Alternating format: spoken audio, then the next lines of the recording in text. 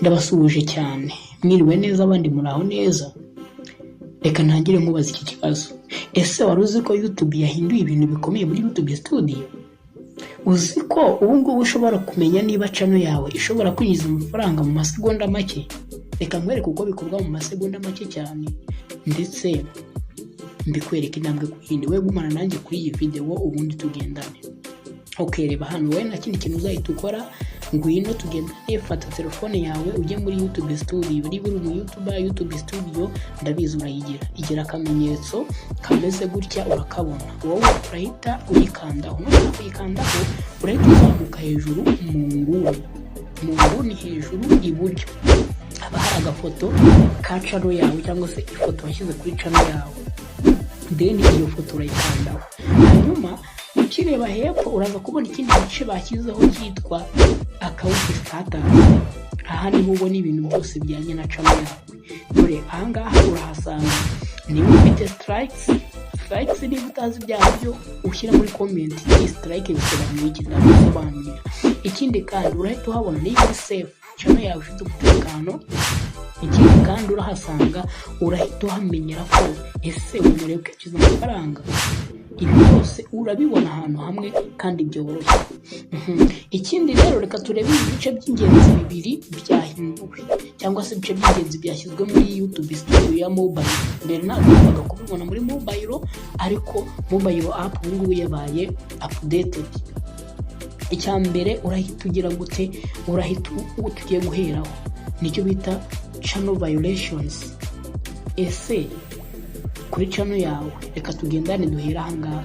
Niba nta copyright strikes cyangwa se community strike ufite, ibi iyo usanze ntabyo ufite ugasanga hose bivuye nka gutya uri kubona aha ngaha kuri channel yanjye bimeze, ibi bivuze ko channel yawe iri clean, irasukuye, imeze neza, ifite umutekano, nta kibazo ifite.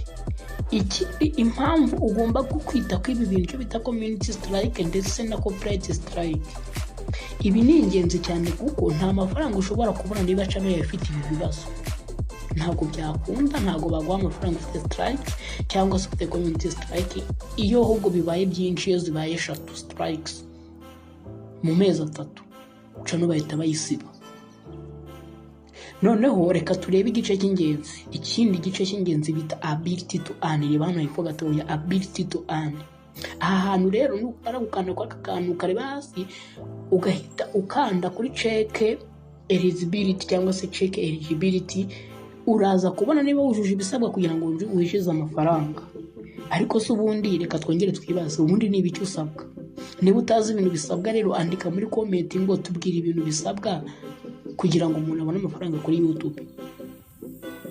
Kwinjira muri gahunda yo kwishyurwa na YouTube, ubundi dore ikintu bisaba cyangwa se icyo bita YPP, YouTube Partner Program. Yes, icyambere bigusaba option ya mbere. Igihe ubundi hagira option abiri. Option ya mbere ni iyo kwinjira mu buryo bwo kwishyurwa na YouTube ariko ugendeye cyangwa se winjiriye ku mavideo maremare wa uploading. Usabwa kuba ufite subscribe 1000, ukaba ufite watching time 4,000 by'amasaha byarebwe, ibintu byawe byarebwe mu mwaka umwe. Iyo ni option ya mbere. Option ya kabiri, ugomba kuba ufite shorts cyangwa se uturatu video dutoya ariko ushaka kunyuraho. Ubwo nabwo usabwa subscribe 1000, then ugasabwa 10 million views of short video mu minsi 9, ubwo ni mu mezi 3. Rero niba ugeze aha ngaha ushobora gutangira kwinjiza amafaranga umaze kuzuza kimwe muri ibi ngibi bisabwa nakubwiye. Ushobora kuba ufite subscribe 1000 n'amasaha 2000 mu mwaka umwe za video ndende, kuko wibuka aha ngaha ntago amasaha ya short bayabara. Amasaha uzabona kuri channel yawe haratwa amaze gucekinga eligibility, uzamenye ko ayo masaha n'aya video ndende ntabwo ya short bayabara. Short yo babarira views, kuko niba uzahita usanga ngo miliyoni views zingana gutya miliyoni 10 zo bagusaba mu mezi angahe 3. Then noneho niba ukeneye kugira ngo ujye uzamuke cyane vuba vuba. Niba ushaka gukura vuba cyangwa se kubigeraho vuba, postinga short buri munsi, kora video zifasha abantu kandi ukoreshe titles zikurura cyangwa se wandikeho iki title zikurura. Kandi niba iyi video igufashije, ndakwinginze kanda like, subscribe kuri channel ya Skinnet Rwanda, kandi wandike muri comment niba ushaka ko nkwigisha uburyo bwo kwihutisha monetization. Murakoze cyane. Uyu yari Modern Boy teacher wawe kwica n'ubundi Skinnet Rwanda, ishuri ry'abanyarwanda, channel twigiraho iby'ikoranabuhanga. Ubundi mbabwira ngo mwakoze kudukurikira, duhure ubutaha. Reka mbabwire ngo ciao ciao ciao ciao ciao ciao.